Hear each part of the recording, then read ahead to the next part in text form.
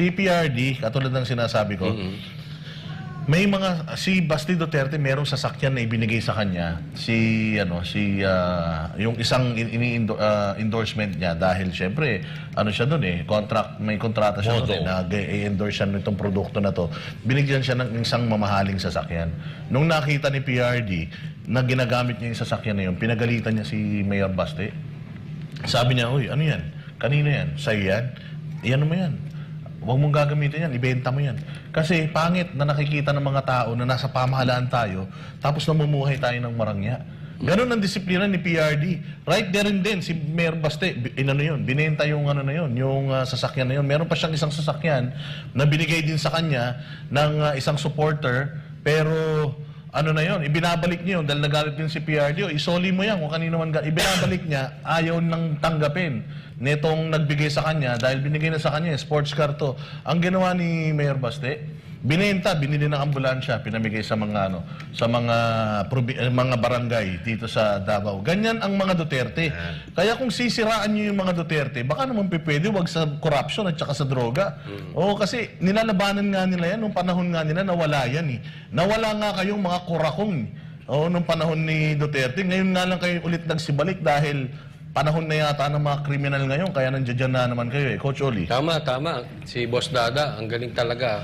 Pag Duterte ang pag-uusapan, excuse me, wag yung tungkol sa corruption.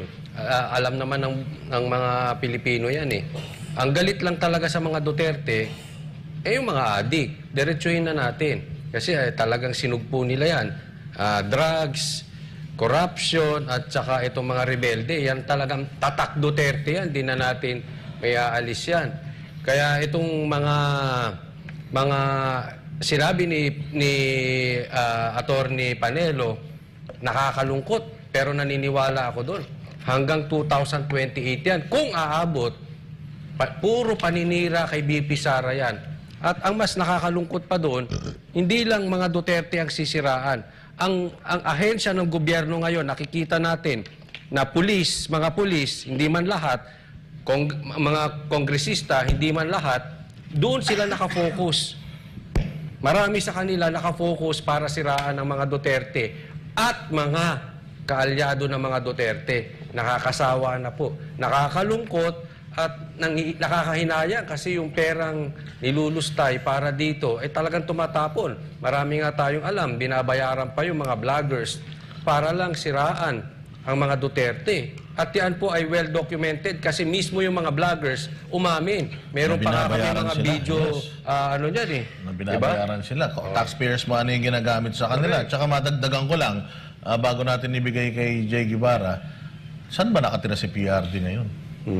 Tingnan yung bahay ni PRD, sobrang simple. Tingnan yung pamumuhay ni PRD, sobrang simple.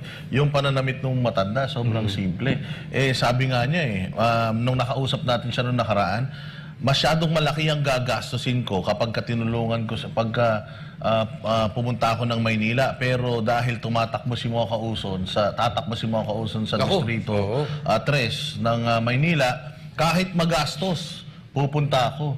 So maririnig mo ba yon sa isang tao na korap? Walang problema pera pagka korap ka. Pero ito si PRD, laging bukang bibig niya na wala akong pera, makikita mo naman talaga sa kanya na hindi talaga siya magarbo kahit sa pananamit and all. Makikita mo talaga, pwede mo talaga silang siguro pagbintangan na maras sila, marami silang mga nasaktan, marami silang mga ginulpe, o kung ano man. Pero corruption, babaero, di ba? Babaero, pwede siguro. Pero pagdating sa corruption at saka sa droga, talagang hindi mo yan. May papansin mo sa kanilang lahat, napayak sila. Si Inday Sara, nakita mo ba nagdamit ng ng designer clothes yan? Sila Baste, nakikita natin. Maputol kita. Kahit simple yung damit ni BP Sara, ang ganda, no? Maganda siya. Hindi na kailangan, hindi katulad nito ni Kimbo, na kailangan pang magdamit ng maganda para magmukhang tao. Hindi lang yan, meron isa, ang ganda, alam mo, mamahalin yung suot, pero mukhang penguin Sino yan? Hindi ko Yung napapanggap na presidente.